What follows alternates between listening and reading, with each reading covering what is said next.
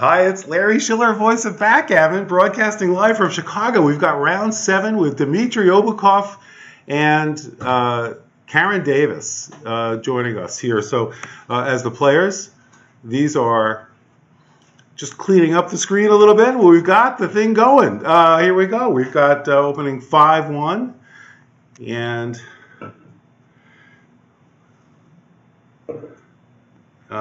yeah, so let's get this all set up here. Fantastic. All right, so Karen's at the bottom of your screen. Those of you who know Karen as the executive director of the United States Backgammon Federation. She's awesome. She does so much for this game, and it's an honor to be able to broadcast her on YouTube and Twitch TV and voiceofbackgammon.com, and we've got all kinds of awesome ways for you to see these great players in action live as they're playing. So we've got in this match here. Let's just give a little bit of background on this. Rory Pascar runs the 38th Chicago Open, and I'm going to put a little bit of sound on the board just to see if these guys are saying anything. They are moving fast. This is so fast. It's faster than our frame rate over here. All right. This is the 38th Chicago Open. Rory Pascar has been running this tournament for 10 years. Howard Markowitz ran it for the previous 28 years. And so it's a real fixture in the world of backgammon. More recently, it's become incredibly popular. This year in particular is 25% increase in attendance. If you have the opportunity to go to any of these tournaments, come. You will, if you're a ranked beginner, come. You'll have a great time. And where else? There's no other game or sport that I can think of where you can show up as a ranked beginner and meet and even play sometimes the #1 player in the world. What an exciting opportunity. It's not always going to be like that. As this game gets more and more popular, it's going to be harder and harder. But for now, come, get your picture taken, get it autographed. It's all there for you. Now, this particular tournament, and boy, these players are just hitting back and forth. It's what's called a Swiss event, or a modified Swiss event. Dmitry rolls double fours. Not bad. Hits 2, probably. And make his 4-point. Yeah. What do you do with this? So what that means is it's kind of like a round robin. You don't play everybody, but you play at random players, and once you lose 4 matches, you're out.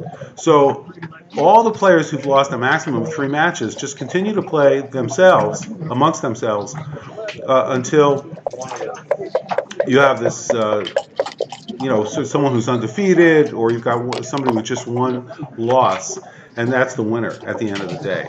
And there's some different formulas they go through. But basically, you play people who have the same record as you. If you win your first match, you're going to play someone who won their first match. I am actually 3-3. So I've won 3 and lost 3. And, oh my gosh, Karen rolled 1-6 from the bar. Sorry. We're watching the game, and she just had a roll, something like a 2-5, 1-6, 1-5, and she rolled it. And so does Dmitry. He comes in with his own 1-6. This is great. I love this game.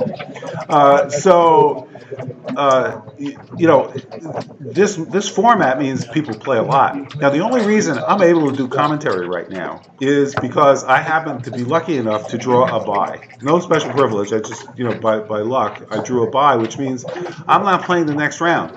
So there's an odd number of people. You have to pick one person at random who doesn't have to play. It's actually not an advantage or disadvantage. If anything, it might be a little bit of a disadvantage because I'm still going to have to play the same number of matches as anybody else. If you're in a regular elimination tournament and you draw a bye, that's a good thing. But here, I don't think it matters.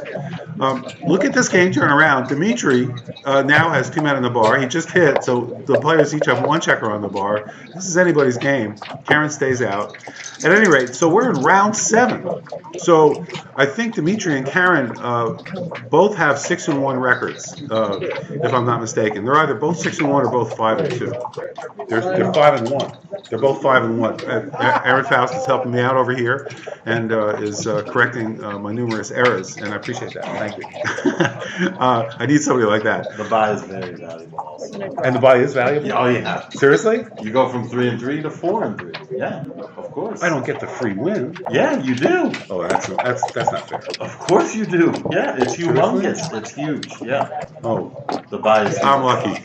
I mean, I'm not only lucky with my dice. For me to have a 3-3 record with the people that I played means I've had great dice. And now, well, there was a cube and a drop, and Dmitry won the game. Not following that. I've been talking too much. Let's go about other things. All right, now Dmitry's opening up with a 5-2. This is the standard way to play a 5-2. And, you know, when Mochi was behind, he also, thank you, played 5-2 that way, which was a surprise to me because I thought you were supposed to bring the 2 down. If you're a beginner player and you're just watching this to just see the game, learn the game, watch great players, first of all, I applaud you. It's a great way to learn, just to watch great players in action. And so in these videos, I try to talk about basic opening moves. I don't want to assume anything. So these videos are designed not only for expert players who want to watch expert players. They're just as much, if not more so, designed for great players. For beginner players who want to become great players. All right, so Karen is here. Dmitry, stacked up his. He's really playing conservatively. What a great roll for Karen. So double ones, usually, if you can make a point, put 2 checkers on a triangle, you want to do it. Double ones lets you do that beautifully. I think it's a 2-1 here for Dmitry. And so that is, Karen's forming a prime. A prime means a series of triangles with 2 checkers on it. She has 4.5. And Karen is turning the cube. So the doubling cube is a way for Karen. She's ahead. She thinks she's going to win. So she says to Dmitry, you know what, Dmitry, I think I'm going to win. I have a proposition for you, which is legal under the rules of backgammon, which says, I want to play for 2 points. And Dmitry has a choice. He can say, no, I don't want to play for 2 points, in which case he loses a point and the game is over. They'll actually clear the checkers. They don't play it out. If he accepts the doubling cube, he's saying, all right, and you'll see he'll either take it or he'll press the clock to pause it. So if he does take it, it means they're playing for 2 points. Not 1 point, but 2 points now. And by the way, if he gets gammoned, he loses 4. Or if Karen gets gammoned, she loses 4. The winner of the game is going to win 2 points, whoever that might be, if Dmitry takes the cube. And it's a regular game, not a gammon. Now, so there's a lot of thinking involved, and he's thinking. And these are the toughest decisions. So he takes the cubes, he puts it on his side of the table, and I'm surprised he took it. But I think he might be a little bit ahead in the race, and that may be why. If Karen needed to roll a 5, and she didn't roll it. And so I think that's what Dmitry was banking on. If Dmitry can roll a 6-1, 4-1's not bad. He's going to make his bar point. So Dmitry has a game. It looked like a good take. Good for Dmitry. 2-1 for Karen. Probably played the 2 in and the 1 up. Oh, Karen hits. All right, so here's the criteria for hitting. She has 10 men in the zone. And by the zone, I mean on her side of the table. You see she has 5 men at the top, white checkers. That means she's got 10 men on the bottom, which is her zone. Outer board on the left, her inner board on the right. And if you have 10 checkers or more, you can start attacking. So she's attacking. And here she's going to play 4, and she's going to hit with 1. I'm surprised she didn't move up 3 to 4 with that play in her opponent's home board. But she didn't. And now, but here's why. So Dmitry has to come in with a 1, and he has an unpleasant 5 to play. Putting somebody on the bar, well, it's not that unpleasant. So he has 2 of Karen's checkers on the bar, on the roof, or however you want to say it. And she comes in and straddles Dmitry's lone checker in his home board. And so Dmitry's game plan here is to get his checker out of dodge. I mean, he just, 2-1, though, is too good to pass up in his home board. He can hit, pick and pass. They call that pick and pass. Oh, and Karen stays out with her 3. Oh, no, she's on the bar. She's coming out anyway. All right, so, it was a nice try. All right, anyway, so she just didn't see it. So 4-1. Now, Dmitry can hit 2 checkers here. He can play off the stack, and he's got 5 checkers on the 6 point. So why not hit 2? But he's thinking now, it's not automatic, hey, maybe I'll just move my checker up so 6s can get me out. And that makes good sense. Now, he can use 6s to cover the 2 point. And if he rolls like a 6 3 next time, he's going to have some difficult decisions to make. But he'll probably run the back checker and duplicate 2s, by the way. But whatever. In terms of his play, he is deciding to put 3 checkers on the bar. He says, look, I'm not worried about it. I'll have plenty of time to get out of here. And Karen rolls a 1-4. Dmitry may consider cubing back at some point if she stays out. She didn't bounce. Dmitry's roll. And by the way, only Dmitry can turn the cube. Double ones! What a great roll! What a great roll. So he comes in on the 2-point, gives him more flexibility. He's got 6s to get out, and he now has a 3-point board. Karen rolls double 2s! Woo! So she'll probably have to break her prime a little bit. Nope, she doesn't. She can bring 2 men down from the midpoint, and then which is on the upper left of your screen, and then bring a man from. Doesn't she have 1? Oh yeah. All right. So she played her 4 2s. 2-1. That's a tricky. That's tricky. I don't know if that's right. I don't know if that's right. He did it very quickly. At any rate, she rolled double 2s again. 1, 2, 3, 4. Well, it was right because she would have hit 2 checkers, giving herself time to get out. She's got 1 more 2 to play. It might be right to stick it on the 6 point so she has 6s to play. I mean, on the bar point. I think it's the right play, actually. It's ugly, but it looks right. Karen's an awesome player. Not only is she executive director of the USBGF, she's a lifelong backgammon player and has done so much for this game. Dmitry rolls his 5, and now's a good time to go because this is one of the toughest things to backgammon. When do you leave an anchor? An anchor is when you have 2 or more checkers in your opponent's home board. Very tough to know when you leave an anchor. But the biggest criteria is if you're the head in the race, leave. By and large, that's going to steer you in the right direction. When you have an advanced anchor in your opponent's home board, and you're ahead in the race, and you have a chance to leave, yeah, go for it, go home. All right, 6-1. Karen finally has the ability to hit. She doesn't move the 6 out. She wants to hit and hope that if Dmitry comes in, he rolls a 1, but he rolls double 1s, which is a great roll for him. Great roll. And so Karen now has the opportunity to do some damage, and she stays out with double 6s from the bar. Now Dmitry's thinking, do I have the cube? He's also thinking, I might be too good. So this is clearly a drop for Karen. There's no way she's going to take this double. I'm surprised she's taking this long about it.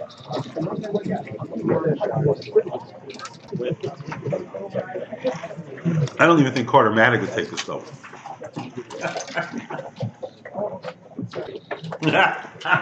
Oh my God. Here we go. Karen took the double. It's at 4. This game could be over in the second game. Karen's in danger of being gammoned. She's got 5 checkers, 2 on the bar, 3 on the home board. That's 113 pips right there, right? 63 plus 50, 113. 63, yeah. So it's actually 50, right? Because she's on the bar. Yeah, that's right, 50. So, but she rolls double 3s. That's not getting her in. Dmitry is going to most likely win this match. I would say he's a 70% favorite to gammon Karen in this match. I don't understand why she took that cube. Well, we'll look at XG and it'll say it's a huge take. You know, that's the way these things work. But anytime I get confident about what the right play is in backgammon, I'm terribly wrong. Yeah.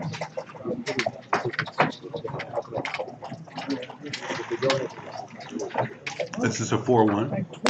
No, it's a 5-1 or a 6-1. So it's a 6-1. Dmitry's looking for the 1. And usually what players are looking for here, by the way, is what doubles they play. But here, it doesn't matter. Because you have double 4s, 5s, and 6s covered. And double 3s are not going to cover because Karen's got the 4 point. So double 3s cannot cover the 1 point. She did not hit that blot. 4-1 is a great roll. Oh, that's just a gammon roll. Because Dmitry can pick and pass. In other words, he can hit a checker and move on and cover a blot. It was like it accomplished 2 very important things. 3 things, you know. Hit, covered, and safe. 4-3. So now Dmitry's bringing in builders to bear down onto the 2 point. And so we'll see what happens. Karen, yeah, and Dmitry may need it because Dmitry now is going to want to pounce on that checker. And there's 17 numbers that are going to make that point. That 6-3 is one of them. And you might ask me, Larry, how do you figure out 17 numbers so quickly? There is a trick to that, and when we have time, I'll be happy to explain it. I've learned it from Backgammon Learning Center and just some basic math, probability stuff that you can apply. All right, here's 6-4. I think he's not leaving double fours, so maybe that's right, but breaking the bar may be a smart move. But Dmitry knows, listen, if Dmitry makes a play, I bet on it as being the right play. So he's going to break the bar now. He has plenty of time to break the bar. And I think so he's breaking the bar. Got to do it. No risk. It's very little risk. He can roll double threes next time if she comes in with a 4. So now the risk is he rolls double threes, Karen rolls a 4-3. That's the risk. But he doesn't let that happen. He takes a checker off. Dmitry will not be gammoned. All right, and let's see if Karen can get that 5th checker in. She can't do it, so she's got 21 pips to get those 4 checkers. That's 84 plus 25, so 109 pips. The average roll in backgammon is 8 1/6. So you're looking at 14 rolls, if I've done that approximately right. About 14 rolls for Karen, because I'm adding 4 pips for home board, because you have to take the checker off. And, plus 3 others, right? So she's going to need about 7 sets of doubles in order to avoid getting gammoned here. The only real hope for her, therefore, in terms of not being erased, is that Dmitri's going to leave a shot. And there's a reasonable chance that Dmitry will leave a shot here. He's got 6 numbers. He's got 6 numbers that leave a shot in this position, and he didn't roll one of them. He's going to play safely with the 2, take one off, because you don't want to leave repeating opportunities. Now, Dmitry has one opportunity to leave a shot, 4-1, 5-1, 6-1, and believe me, it happens. That's 1/6 probability times about a 30% chance of hitting. It's about a 5.5% chance. It's not happening. And Dmitry says, you know what? I'm not going to play.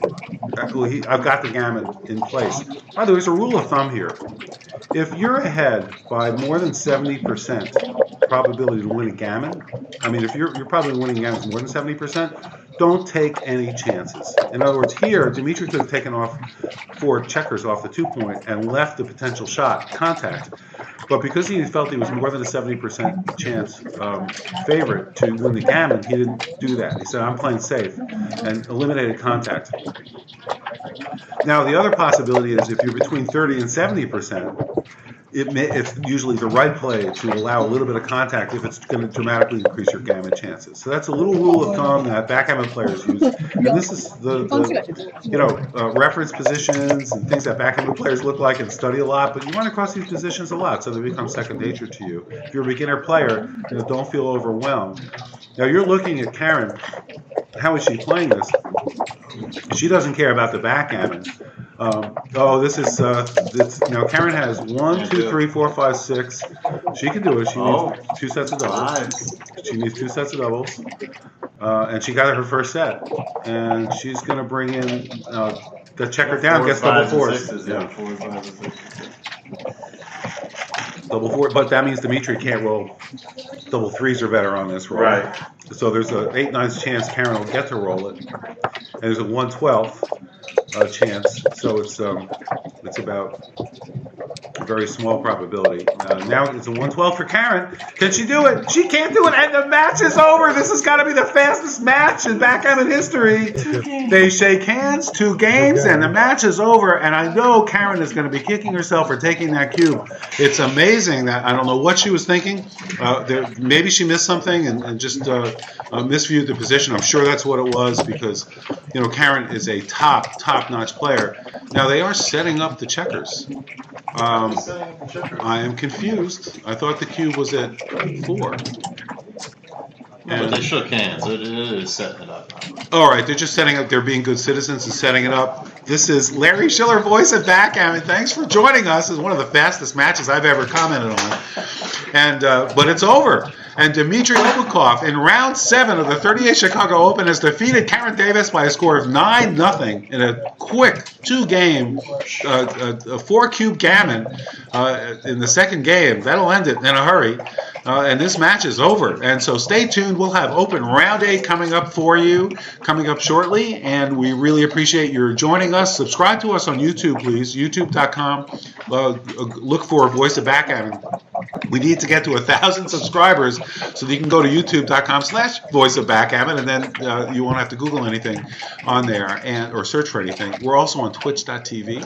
And if you haven't registered at voiceofbackgammon.com, please do so, because we'll send you automatic notifications, if you want, of when these matches are streaming live. And we're doing them not quite every weekend, but we've got a lot of great matches, great matchups, and you'll really enjoy it and hopefully learn a great deal and take all these lessons to your local club where you can excite players just like yourself who are learning this game and really enjoying the social aspects, the intellectual aspects, and the satisfaction, the endorphin release you get when you make a great roll, win a great game. So thanks again for joining us. Larry Schiller, Voice of Backgammon, signing off for now. We'll see you later.